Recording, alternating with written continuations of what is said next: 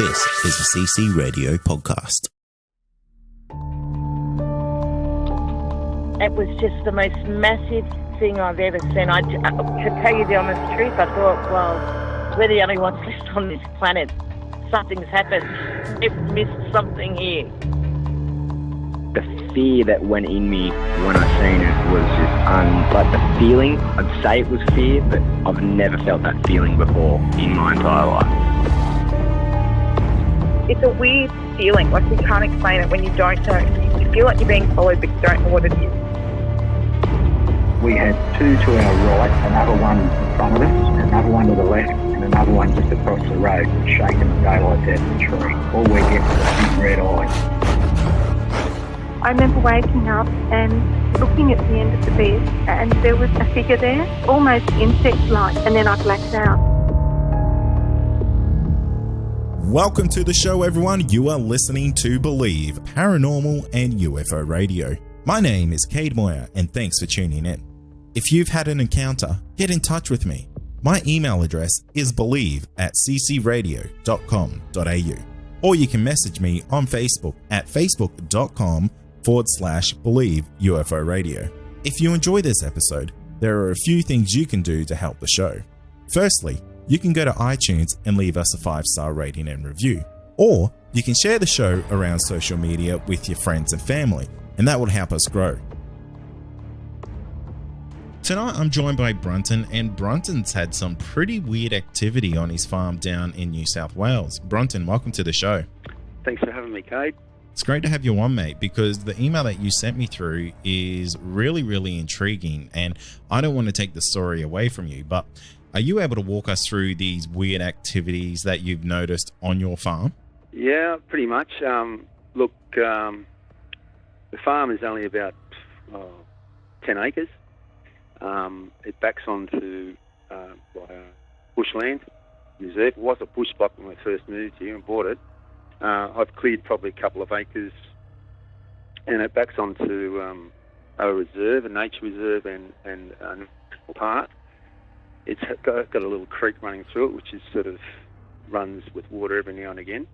A couple of water holes with yabbies in them, but it's nothing much more than a sort of a dry, wet sclerophyll forest, sort of semi-rainforest area. And there's a couple of strange occurrences that happened over the years, and it all started in about 1998 was the first incident when I went for a walk with my two daughters. They were aged about, let's say, 3 and 1, around about that age group. And we're just walking along the edge of the forest, which sort of we're cleared to. There's a little trail I'd made. And I'm walking along there with them, and I came across a carcass laying down. What looked like a live kangaroo was laying down, sunning itself. Anyway, I crept back. I shushed the girls, and I crept up on it, and to my amazement, it was a dead kangaroo. It was without a head. Its head was missing, and that threw me for 6. Anyway, I went up to it, right up to it, and I felt it, and it was still warm. Sort of, it got me thinking, gee, what's happened here? And I turned it over, and it was still quite supple or soft, like rigor mortis hadn't set in. And usually that sort of sets in like after about 3 or 4 hours, the animal goes stiff, and this is still quite flaccid, and there was no blood, which was another thing I noticed. There was not a drop of blood anywhere to be seen. So its head was missing, and there's not a drop of blood around? No. So it had probably lost its head after it had died. Now, I don't know how it died, but probably having its head missing would have been a good reason. Now, I looked where the head should be on the carcass, and it sort of looked like it had been torn off. there were no cut marks like with a sharp knife. Didn't seem to be any bullet wounds or, arrow wounds on it, so it hadn't been shot unless it was shot in the head. And I looked around for the head. The girls were complaining and going, yuck, and I just stayed there. Just stay there. And I looked around like within about a 10-metre radius, even went into the forest a little bit, looked around, couldn't find the head. And that sort of put the wind up me. I thought, well, this animal's been killed in the last few hours. And by the way, that was about 10:30 in the morning, say, 11 o'clock, 10:30 in the morning. And it I tried to sort of reason how this could possibly happen, Now, there is a bloke who shoots roos, but he's like about a kilometre away, and he's on a 250-acre block at the back on our western boundary. And I didn't hear any gunshots that morning, none. So unless you use a silencer, but I didn't. It just flummoxed me, I just totally lost. I tried to reason how this could possibly happen. Anyway, like being science trained, I thought, oh gee, tried to happen, and I thought, well, maybe someone killed it and dumped it here. That didn't make any sense. Maybe wild dogs, because we do, have seen dingoes and wild dogs around here. But why would wild dogs just take the head? What you'd see bite marks and sort of blood,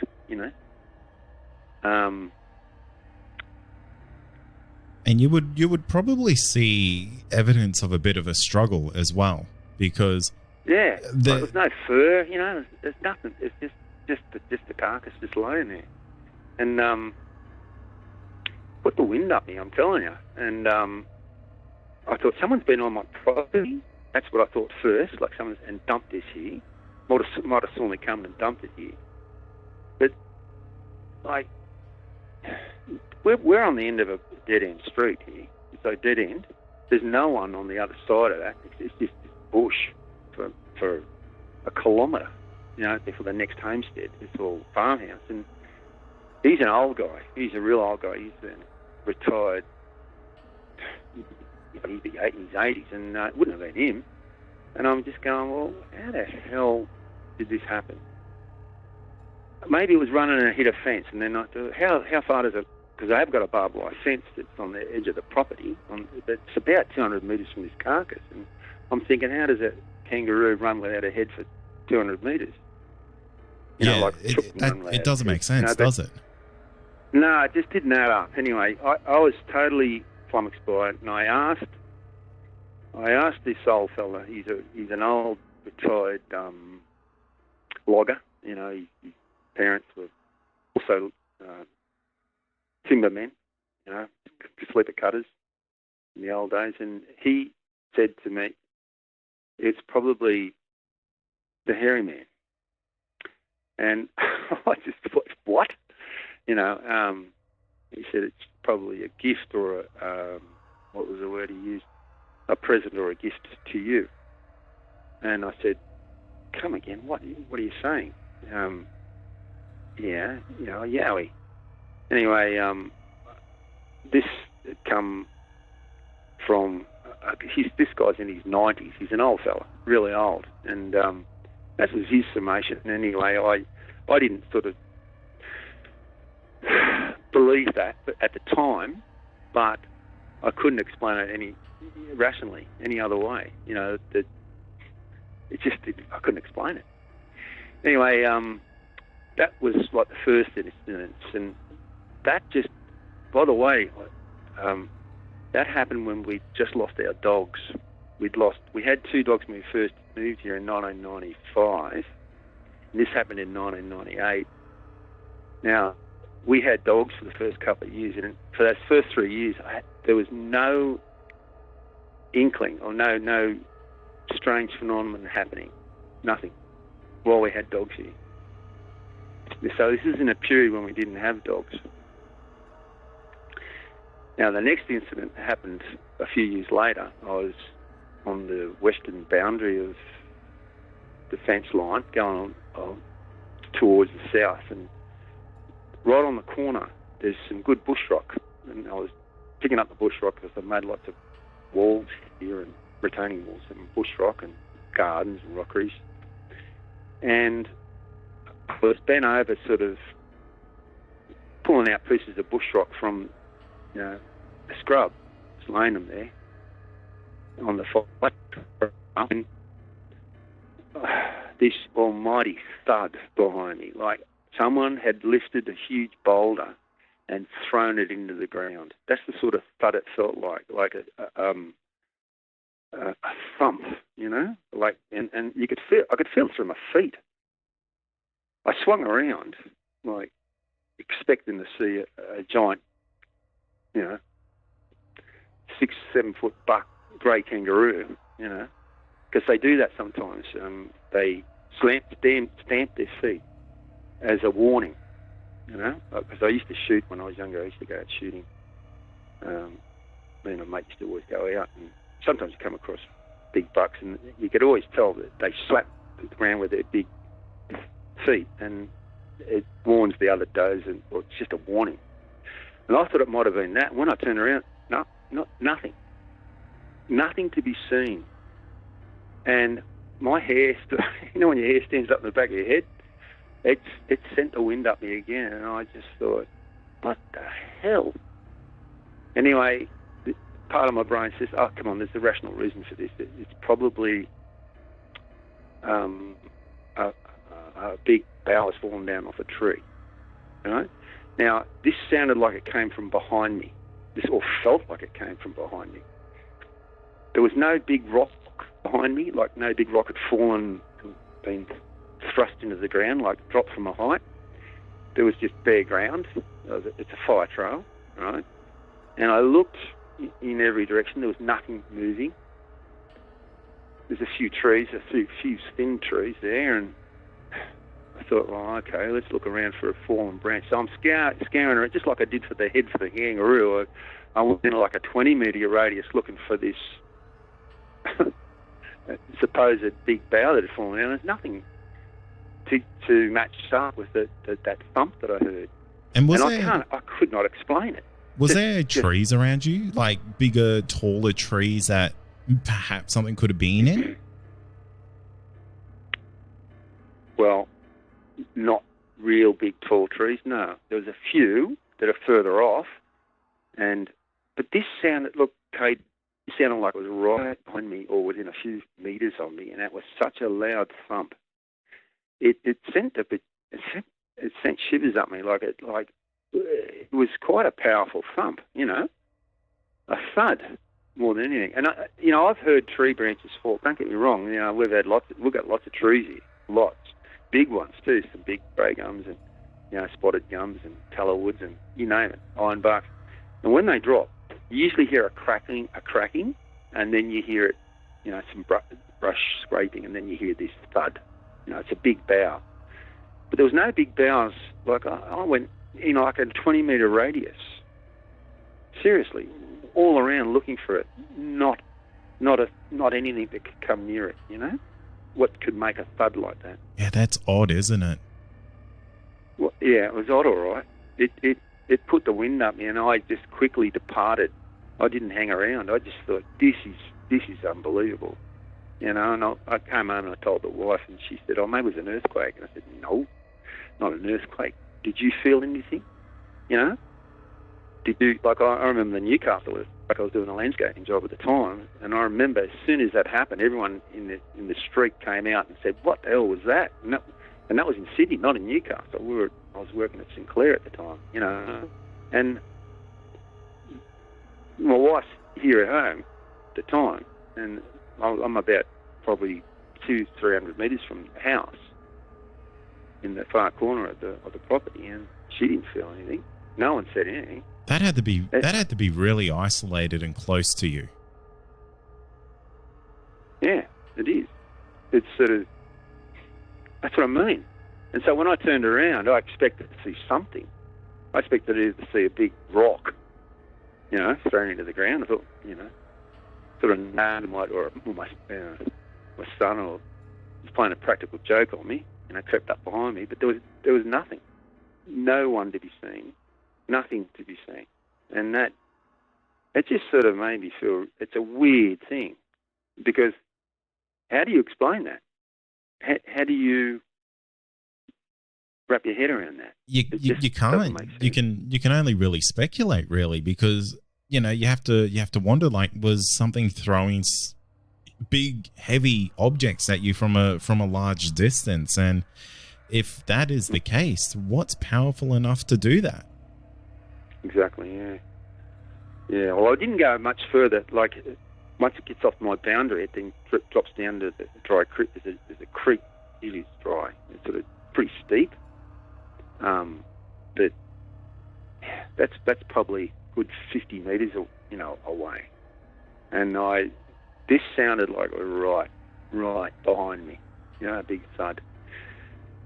Anyway, that was the second incident. But there's been other instances when, I've got a chainsaw and I'll go down towards the forest to cut a bit of timber, and you get to a spot and you smell. And I used to tell the wife, I said, well, it smells like swamp gas, it stinks. It smells like a wet dog and like LPG gas. Someone's let the gas out of a bottle. I said, come back and tell her, and she goes, oh, maybe we got a leak. Maybe we're sitting on a gas field. And I said, come off it. I said, no. I said, no. But it'd be in that one area of the forest, right? And you go there the next day, it's not there, right? Or you go to a different part, like you go to, so that's in the eastern part of our property. So that's going towards the road, right? Which is dead end. It's a dead end part of the street where it's just a big circle turnaround. And then if I go to the northern end of the property, I'd smell it over there. And that's not even in the low-lying area, There's where the water holes. This is sort of, it's on a bit of a slope. And then other times I go up to the property near where I got that bush rock, and it'd be there. And I think, what the hell? What is this smell? And it would linger for a while, and then it'd go away. And I just think, and I come back each time I tell the wife, hey, there's that smell again. And, after a while, she'd say, what does it smell like? I said, well, it smells like someone's let the gas out of a gas bottle, and it smells a bit, because, we have barbecue gas bottles here, and but it's got it like a dead, not a dead animal smell, but it's like a wet dog smell, and I just thought, maybe it's a dead animal, so I'd scout around, because you're down there cutting firewood up, so it might be a dead possum or a bandicoot, or you don't know, and so you scout, you can't find anything, you think, oh, well, but it'd dissipate, go away. So it's not a dead animal. It's not there the next day. It'd get worse, wouldn't it, if you're going down the next day to chop more wood in the same area? Well, yeah, that's it. And you wouldn't be finding the same smell all over the place. And now, a quick word from our sponsor. Also, are you wanting more content? Why not become a Believe Plus member? You'll get access to exclusive podcasts and episodes that aren't available to the public. Not only that, you'll also get our regular feed without any ads. Head to believepod.com/plus to sign up today for just $5 a month. Exactly. Yeah. So that was another strange occurrence. But the one that sort of tipped me over the edge was probably happened a couple of years ago now. But we went into town. I think it was for Christmas carols. Yeah, it was. It was for Christmas carols. We came back, and my son, he's like in his 20s now. At the time, I said to him, look, before you go to bed, mate, can you just make sure you lock the chooks up, in the chook pen? Because, we do get foxes around here. and wild dogs. But I said, just make sure that they're locked up in their pen, because it's got wire on the top and all around it, and it's, you know, fox-proof. And anyway, he did, you know. But when we got home, he was asleep, and rather than waking, I was just climbing in the bed with the wife, and she said, "You better check the Theranos, lock the chooks up." And I went, "Oh gosh, he's righto." So he'd been asleep for an hour. We got back pretty late from Carol's. Anyway, I just, I think I was sort of only had my shorts on, and I thought I'd go out the kitchen. Didn't turn any lights on. I grabbed a little head torch. It's sort of like an elastic band around. It's got a little torch on your forehead, you know? I don't know if you know the ones. Yeah, I know the ones, but this one was, I used it when I used to go fishing, you know? But this one was an old one, and it only had that yellow. It wasn't the really bright LED ones. It was just a little, sweet little yellow one. Anyway, I hadn't turned any lights on. I opened the back door, and as soon as I opened the back door, I turned to go down the stairs. Like, it was about 5 steps to go down off the back veranda. There's these pair of eyes, and they were huge eyes, glowing, sort of bright yellow. I'd never seen any eyes like it. They were just huge, far apart, and they were about 8 feet off the ground. And it just froze. It just froze. And you know, when you get that feeling, your hair going up the back of your neck. I'm getting it right now, mate. Anyway, this thing just, it just stood there looking at me for probably 1 or 2 seconds, and then it turned to the left. It looked to the left. It looked to the right, and then it just went whoosh, gone. And my ears, I got pretty good hearing, and I just listened, and I didn't hear. You know, I went. If it was a horse or a cow, you'd hear it. I didn't hear a damn thing. Really? I just saw these 2 glowing eyes. Yeah, and it's sort of like there's 2 trees. They're not real big trees, but there's 2 trees. They're probably about 15 to 20 metres apart. I don't know the area. It's sort of probably 15 to 20 metres from the bananas and probably 10 metres from the orange trees. And I was standing there, and I couldn't see the outline. Could not see it at all. So it was from memory's sake, it wasn't a moonlit night. It was quite dark out there. It was probably a new moon, or the moon had risen. I don't know, but I just couldn't see any outline or silhouette of this creature. All I could see were these almost glowing eyes, like almost as though they were like two headlights. Anyway, up 8 feet off the ground. Anyway, whatever it was, it took off so fast, and it was no noise. There was no. I didn't hear any thump, like running noise. I didn't hear, which you would expect.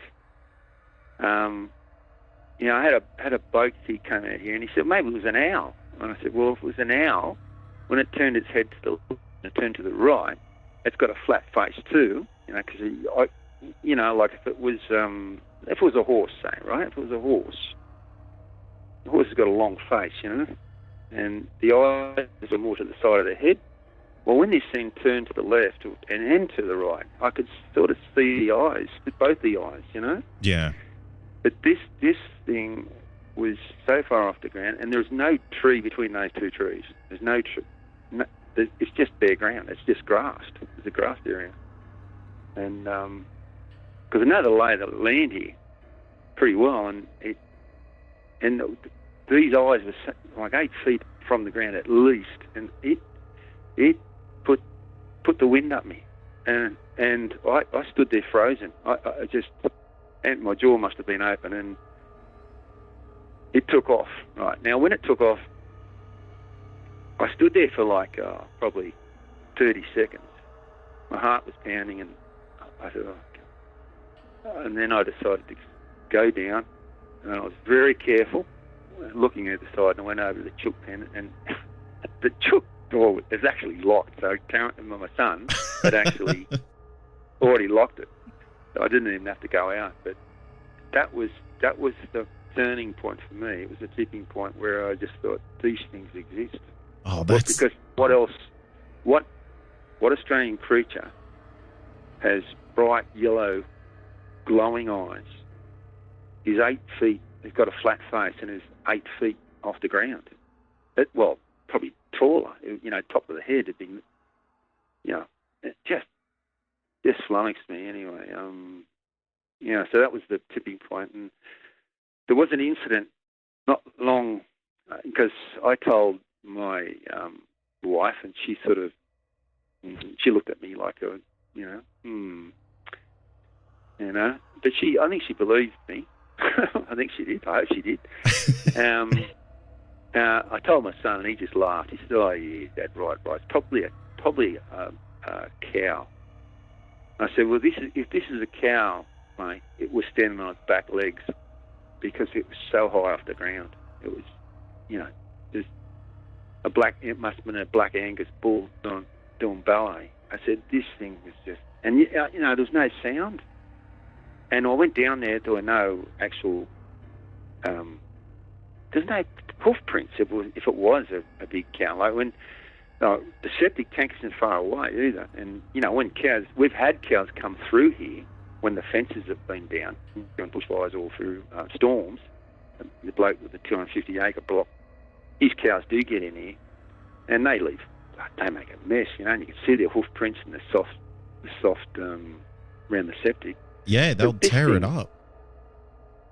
Yeah, just muddy it up. And I just thought, I went down, I looked everywhere, and there was nothing there. And so that was the next morning.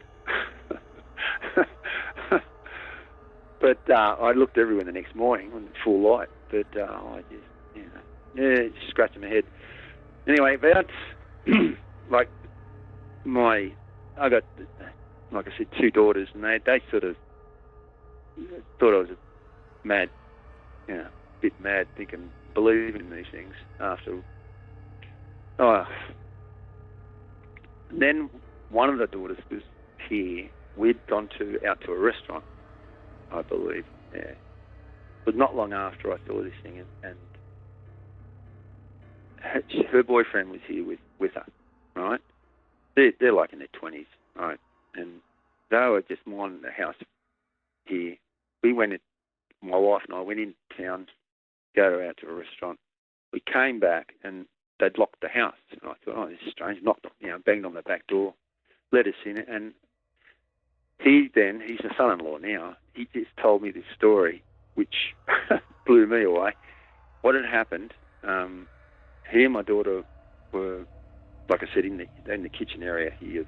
And the same back door I opened that when I stepped out and saw those pair of eyes, he went out the back door and he heard a growl, and he said it was a really deep, loud growl, right?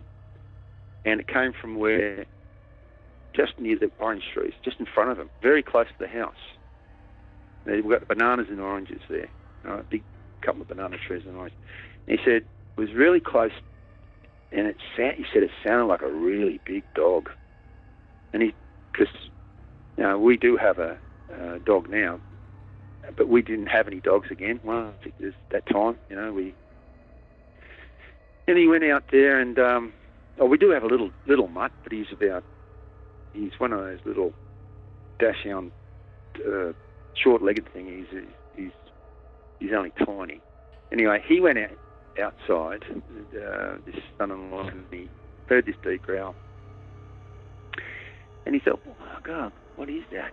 Sounds like a big dog." And he walked over to the end of the veranda, and he said it then growled so loud and so deep it shook his chest. Oh wow! Now, yeah, and he just went straight inside.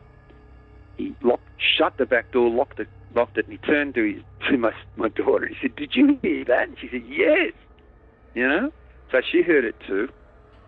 They then locked all the house up, and they just waited. I think they turned every light on in the house and just waited for us to get home. And when we got home, they just told us the story. And geez, you know, he was, you know, he's not the sort of guy you could scare easy. You know, he's of Aboriginal descent. He's a local Dungutty boy, and he won't stay here. he won't stay here anymore. He also told us a story one night. He was in one of the bedrooms here with Alina, my daughter. Sorry, you better edit that if you don't want the name. With my daughter, and they were laying in bed, and they were looking out the window up towards the back, the western part of it, and they saw something moving through the bush, and it was big and black. Oh, wow. Big, tall, black, yeah. And they figured, just make it out. And he's looking at it, and she's looking at it, but they're not saying anything to each other. They're just sort of looking, and then they turn to each other and they go, "Did you see that?" And they go, "Yeah, I saw that. Yeah, did you see? Yeah." So they both saw it, which, you know, they will never stay here alone again. You know, it's okay, we're here, but they don't want to ever camp here or stay out here on their own. They don't like it. So, which is, you know, yeah. Any other things are probably minor, but on this property, things like I was taking my eldest son and my eldest daughter for a bushwalk, sort of like, this is the first couple of years we're here. Yeah, probably the first year we're here. Yeah, first year we're here. And I was going through this bracken fernsby about as high as your waist, and I just noticed some rocks stacked together, and I just put it down to a can or a marker, survey marker. Now, most survey marker pegs are usually white post. They whack into the ground. This was just sort of pile of rocks. It's only about 5 rocks stacked one on top of the other. But it was in the middle of nowhere. You know, it was like in the middle of. You go down that steep bit. I was telling you that you go down to the creek. You come up the other side, and you're going through this bracken fern, and suddenly it's just not even a clearing. It was just these rocks there, and I just said, that's the strangest thing. Who would have done that? And I tell you, there's no one goes. It's like no man's land. It's, you know, it's the back of nowhere, and there's no bush trails or. I was just bush bashing it with the eldest two, and trying to climb up the back of Red Hill at the back of us. But I didn't put anything down to it. I just thought it was just someone many years ago put these rocks there, and they're still there.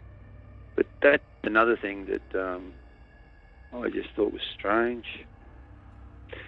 That is odd. Retrospect, it is odd because it's the encounters that you've had around that property there, Brunton. They're fascinating, and everything that you've said instantly makes me think that is 100% a yowie that is roaming around your property, right down to the stacking of the rocks, because I've heard so many reports about yowies, well, actually not yowies, Sasquatch over in the States doing that type of thing. Yeah, well, you got to be really careful. Like, I've seen a lot of tree breaks here, right? I have, and usually when I go to look at them, I said, there's these trees. It's had a borer in it. It's broken there, and we had a twister go through here a couple of years ago. It was 2010. We had a twister, like a tornado, like seriously. And we were the only people that got affected, really. It came down the mountain and went out towards the coast, and we were the only house or homestead that got hit. And we lost a car. Well, a car had a tree fall on it. The garage had a big giant tallow wood fall on it. The caravan had a tree fall on it. The back of the house had trees fall all over it. And, we lost 110 trees in the matter of, I'd say, 20 seconds.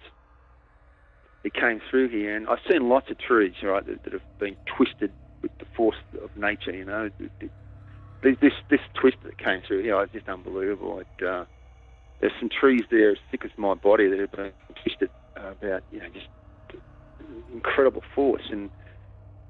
But I have seen trees down in the forest there, and you just can't. You look and think, how the hell did that happen? Like, how did that get bent over like that? Or why is that broken down and it's healthy? It's not diseased, or it's not hasn't been a storm, and it wasn't there last week. It's just only happened. So, in retrospect, when you look back, and this is over the 25 years we've been here, you look back and you think, that probably accounts for that. That probably explains it. So you're saying you've basically been having these YOWIE experiences for close to 25 years. That's incredible. Exactly, yeah. Yeah, but I've only ever spotted that one time, that I've only seen a pair of eyes. I didn't even see the silhouette of the damn thing.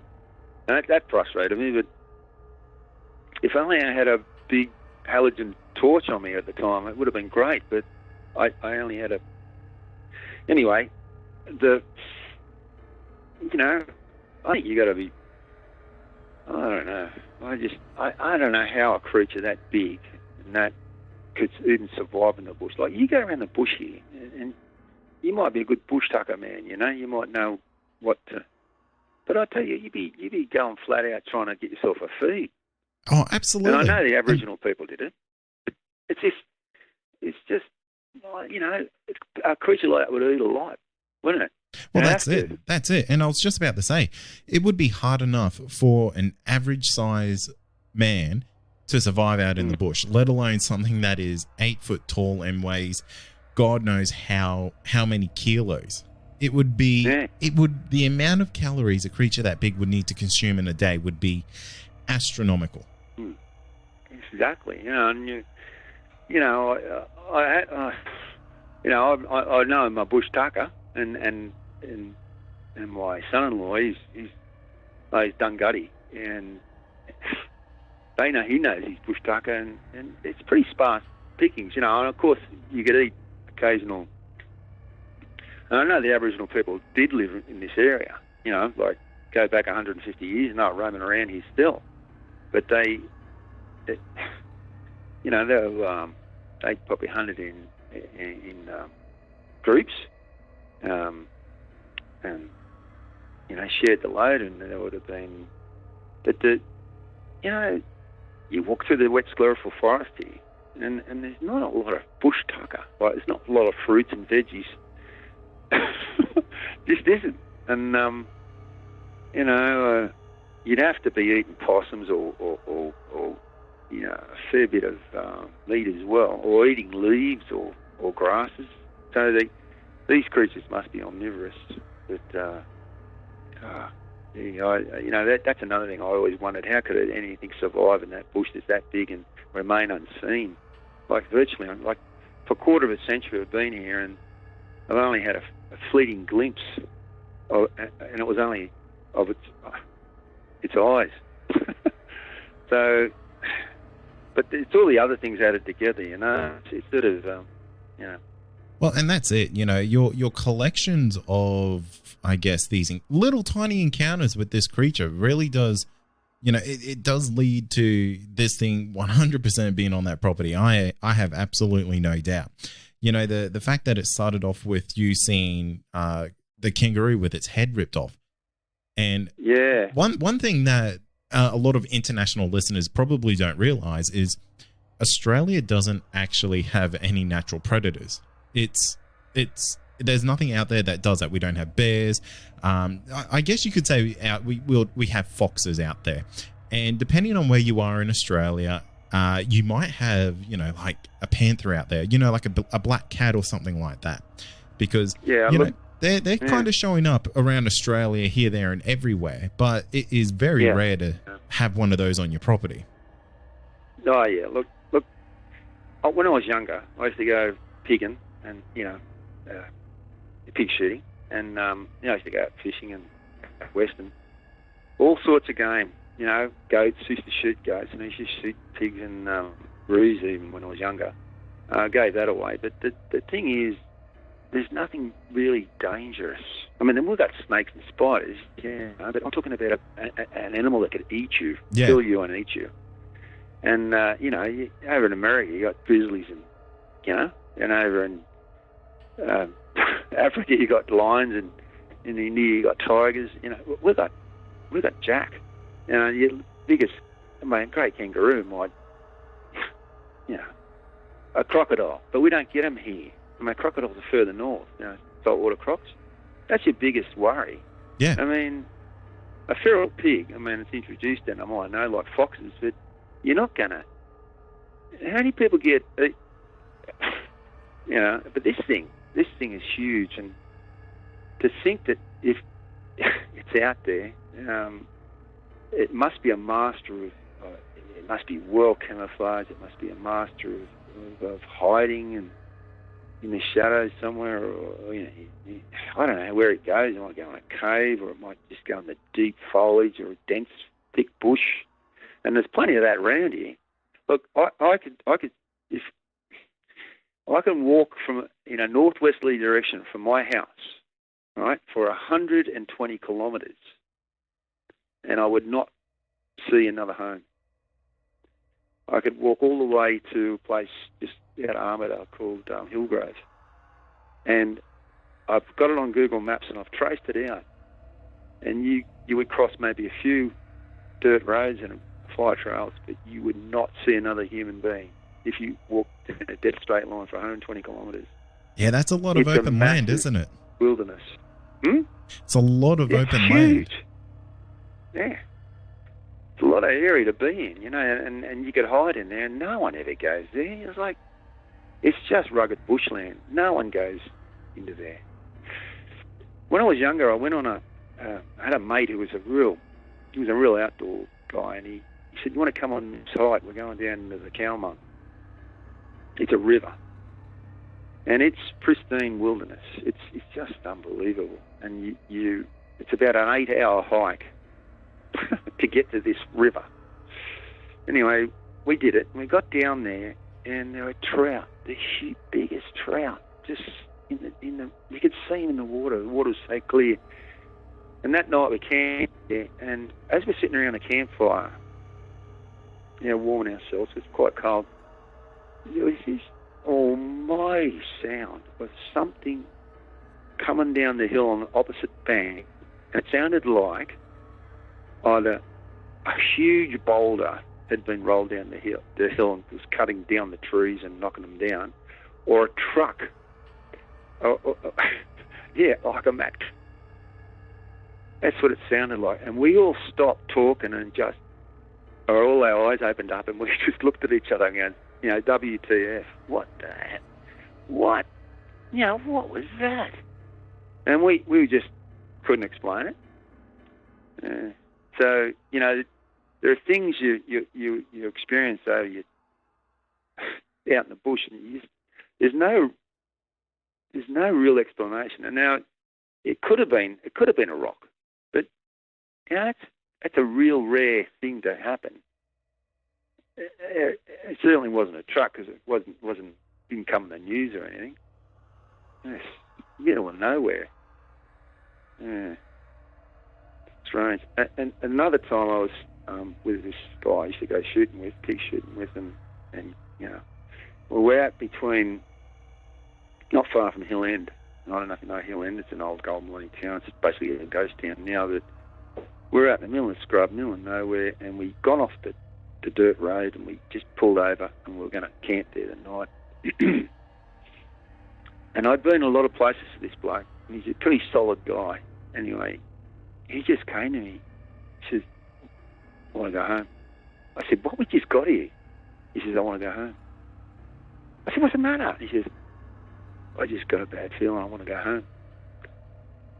And he had this overwhelming, like, he couldn't explain it, but he just didn't feel right. He said it's almost like a fear or a dread that he had, that things weren't right.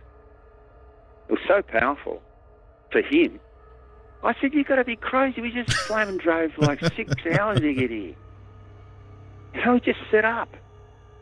You know, I'm looking forward to going for a shoot tomorrow morning. No, I want to go home now. I want to go home. I want to go home. What's wrong with you? Anyway, I could see he was upset. And all the way home, he did not talk. All the way home. So something really, really upset him. I wonder if he saw something. He may have seen something, but he didn't let on to me. He's a bit of a quiet guy, but I've known him for, God, since I was about 18. So I've known him for, 50 years. Not nearly 50 years. And he's a solid guy. And it was out of character. It was the strangest thing. And when I got back home, my wife goes, what happened? And I said, he just freaked out on me. You know, we got there and he just wanted to come straight back home. There was nothing out of the ordinary. It was just, there was a bit of smoke from the fire because the timber was a bit damp. It's just the strangest thing. And I've had that feeling a couple of times myself where but I always push through it. You know, you feel something's not right, but I usually just push through it. You know, I'm a firm believer you should, you got this, I tell my kids this, you got these, call it sixth sense or an instinct. And my wife's a firm believer in it too. The little voice in your head says, this doesn't feel right. It probably isn't right. You know, and I agree. Get out or don't do it, yeah. Well, Brunton, it's been great having you on the show, mate. Those encounters on your farm are absolutely fascinating. And the fact that you're still on that farm, I think it's great. And I reckon you're due for a couple more run-ins with this rogue yowie that's escaping out your property, mate. Yeah, well, there's no harm has come so far. So, as long as that stays that way, yeah. I think they're part of our landscape. And they deserve to be here just like any other creature. And that's going to do it for tonight. And remember, if you have had an encounter, get in touch with me. My email address is believe@ccradio.com.au, or you can message me on Facebook, and that's facebook.com/Believe UFO Radio. Until next time, stay safe, and you've been listening to Believe Australian Paranormal and UFO Radio.